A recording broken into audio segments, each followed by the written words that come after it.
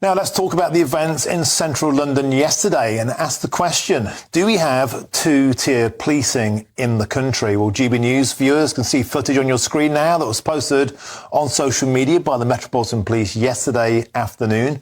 And the Met said at the time that officers were already dealing with disorder an hour before the St George's Day event was due to start. And they added that when they tried to get the group of people to turn around, they reacted by violently forcing their way through. Well, I'm joined in the studio by the barrister and writer Steven Barrett. Steven, welcome to the studio. It's a delight to have your company. We've been having this conversation now for many, many weeks, mainly since October the 7th. I've been on these protests. I've been on protests of both sides. I've seen up close and personal. And there is absolutely a feeling that the police get tooled up and are ready to go on one type of protest, and on the other they stand back and observe. Is that justified? Well, I think we have to say yes now. And Baroness Fox said it earlier. She used the phrase differential treatment. I quite like that. If two-tier policing offends you, then use differential treatment. But there is something going on. Because when we get violent and aggressive protests in a certain way, then the Metropolitan Police Commissioner will go on the television and be what I call performatively powerless. He will deny that he has any legal powers. He will look in his legal cupboard and he will find it bare, and he will pull a sad face and tell us, oh, well, I would do something if I could, but all of a sudden I can't. And yet when this protest happens, all the legal powers in the world were suddenly given to him. And I want your viewers to know, Martin, it's been ever since the Blair government, well, actually, Margaret Thatcher started giving them extra powers, that they've been handed powers like sweeties by every successive prime minister we've ever had. They have a massive bag. I mean, if this is like the world's biggest Halloween basket, they have just endless sweeties to use, and to turn around and pretend they don't have them is I mean, it's absurd. I mean, that's why I called them out and I wrote my article saying, giving the example of some of the powers that they have. I think we're reaching the point where we have to say that it's pushing at the boundaries of plausibility that they don't know about these powers, given that they suddenly find them when they find a group they don't like, and then they suddenly lose them when they find a group they do like. And how notable, I mean, just how notable that this all tracks along modern identity politics,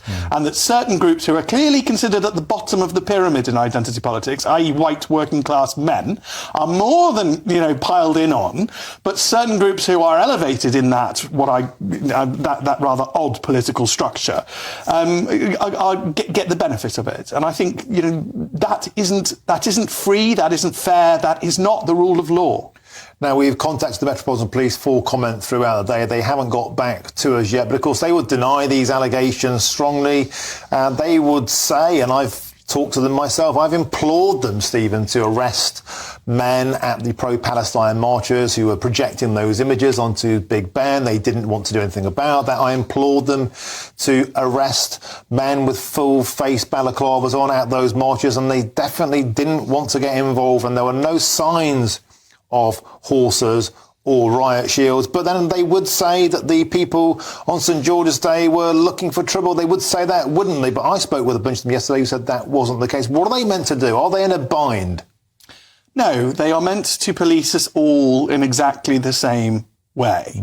They are supposed to be free and fair and impartial in the application of their powers, and they've lost impartiality because they focus instead on things called like community coherence and pleasing certain people. One of the great things I get to do in public life is I get to remain impartial because I don't mind who I upset. Now, that is a sort of license to upset everybody, so I'm not terribly lucky in that regard. But the minute you want to please people, the minute you want some people to like you, then you're not going to apply rules in a consistent way. And that's where the Metropolitan Police has gone. I always say that, it's the road to hell is paved with good intentions.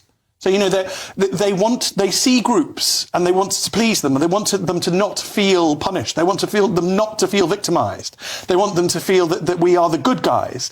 And as a result, unfortunately, they're just not applying the law. And when you do that, things don't work. And as opposed to the problem they've they've had endless reports of their own where they've referred to themselves as institutionally, systemically racist. Are they wearing such a hair shirt of that burden that they're almost going out of their way now to prove they're the opposite thing? Well, this is what happens. You see, they get people. We're all only human. So humans feel shame, and then they feel guilty, and then they want to make up for it. And in order to make up for it, they'll do almost anything. And clearly, the Metropolitan Police in particular have been very heavily shamed, quite rightly, but nonetheless, they have been quite heavily shamed in the past.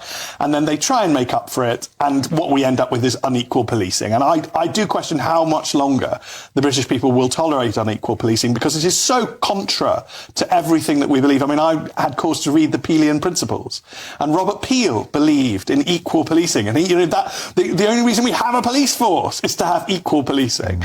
And I belong to one of these identity groups myself. I'm openly bisexual, so I don't want special treatment either. We all want equal treatment. That is what will work. Yeah. Now the police, they maintain, and they will repeat, that there was a set route for the march given. They claim that the group went outside of the agreed limits when they blocked the limit. The St George's rallied, forced their way through. The police will say they were operating within the framework they gave out. That will be what they say.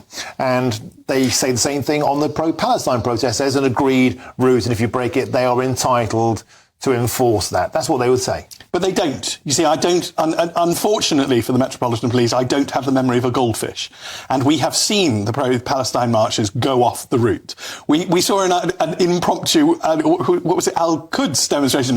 We've seen the most outrageous of behaviour completely ignored. We saw an order put in place that face coverings could not be worn, and then face coverings worn, and nothing done by officers on it. So I'm afraid, and I do think this is the poison of our age, that we live with this argument where it is two-stage, Martin. The first thing the authorities say is it's not happening. And then without missing a beat, once you catch them out, they turn around and go, oh, well, anyway, it's a good thing. And actually, what we need to go back to is when they do that, we need to turn around and go old-fashioned and say, well, hang on a second, your first statement was a lie. And actually, that's not right. And I want to live in a truthful society based on the rule of law. I don't like this sort of shallow, it's very narcissistic, it's very vain. The Metropolitan Police care much more about how they're coming across than they do seem to care about solving crime. And that's not helpful for what we're all trying to achieve. OK, Steven Barrett, thank you very much for joining us and giving us your expert insight as ever. Thank you very much.